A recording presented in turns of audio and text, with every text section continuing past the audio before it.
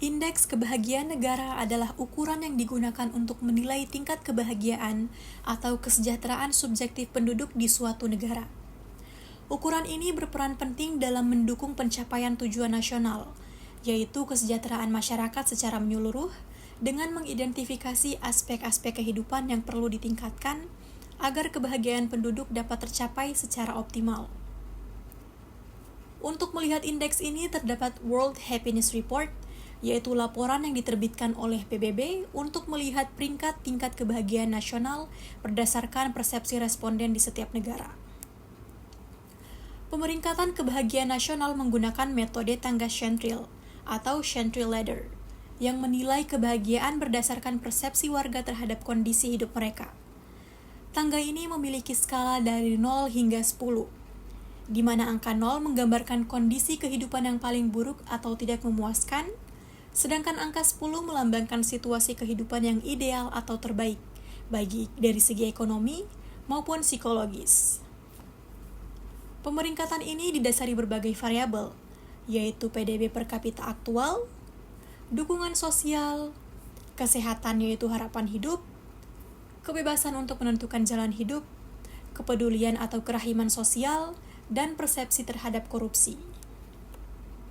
Dalam hal ini, Indonesia menduduki peringkat ke-80 dari 143 negara dalam World Happiness Report tahun 2024, yang menunjukkan bahwa meskipun negara Indonesia memiliki potensi besar, masih ada berbagai tantangan yang mempengaruhi tingkat kebahagiaan masyarakat. Beberapa tantangan yang dihadapi negara Indonesia yaitu yang pertama, kesenjangan ekonomi. Indonesia memiliki pertumbuhan ekonomi yang cukup baik, tetapi kesenjangan antara kaya dan miskin masih tetap signifikan. Menurut data BPS, rasio Gini yang mengukur ketimpangan distribusi pendapatan menunjukkan bahwa kesenjangan ini masih menjadi isu penting. Kedua yaitu persepsi korupsi. Laporan Transparansi Internasional menunjukkan bahwa Indonesia masih menghadapi masalah korupsi yang tinggi. Korupsi di sektor publik dapat mengurangi kepercayaan masyarakat terhadap pemerintah dan institusi yang berdampak pada kepuasan hidup. Lalu ketiga, kualitas layanan kesehatan. Meskipun akses terhadap layanan kesehatan meningkat, tantangan tetap ada, terutama di daerah terpencil. Menurut data Kementerian Kesehatan, disparitas dalam layanan kesehatan antara daerah perkotaan dan pedesaan masih menjadi masalah.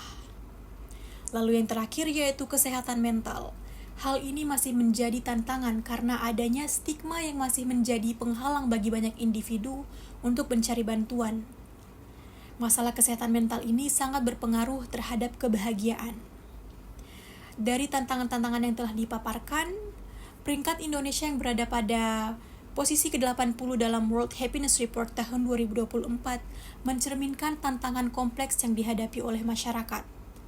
Meskipun terdapat beberapa kemajuan yang signifikan, seperti pertumbuhan ekonomi dan peningkatan akses terhadap layanan, masih banyak aspek yang memerlukan perhatian mendalam. Untuk benar-benar meningkatkan kualitas hidup dan kebahagiaan penduduk, diperlukan upaya bersama dari pemerintah, masyarakat, dan sektor swasta dalam mengatasi masalah ketidakkeadilan ekonomi, korupsi, kualitas layanan publik, serta kesehatan mental.